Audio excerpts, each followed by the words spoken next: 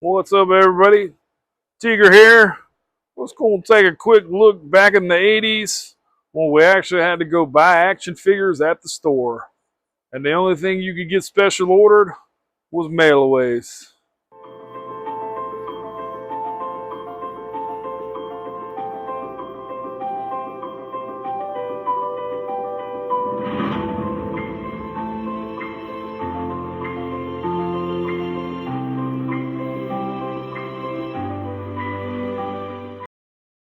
What's up, everybody?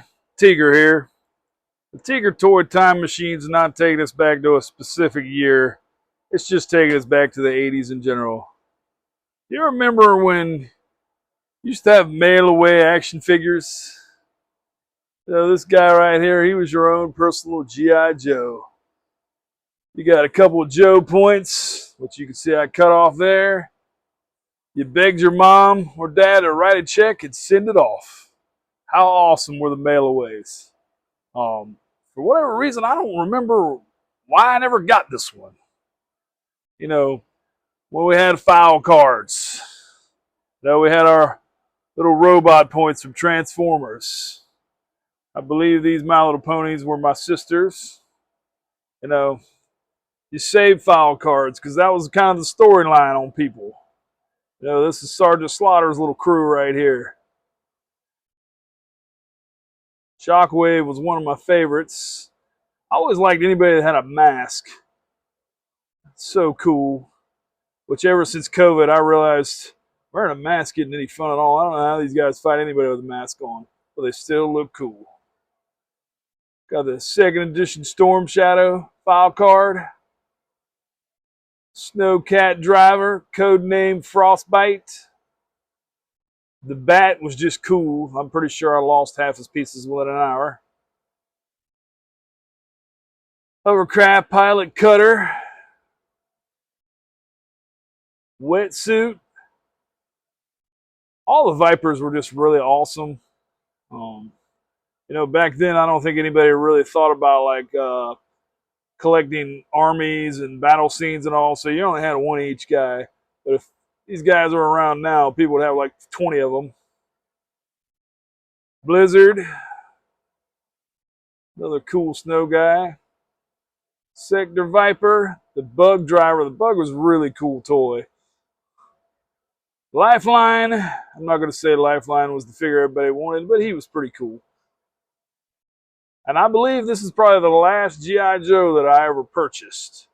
Knockdown, he's from the 2000 series, and he is 1987.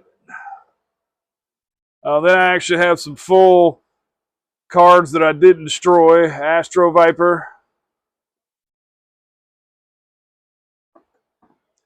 The Iron Grenadier. He was another later one. You can see he's 87.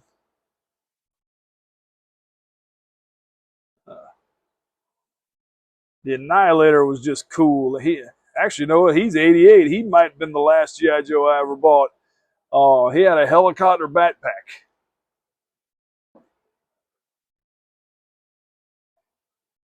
Recoil. He was 88. And Hit and Run.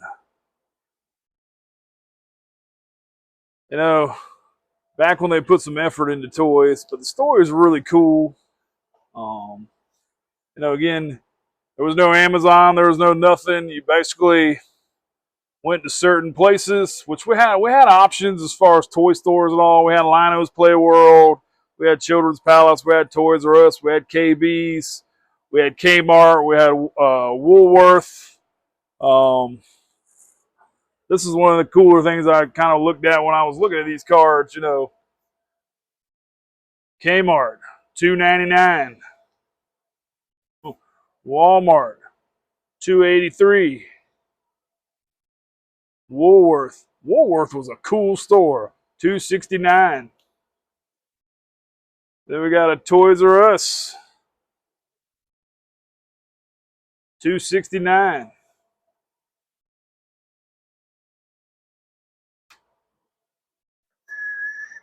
Another Woolworth, $2.69.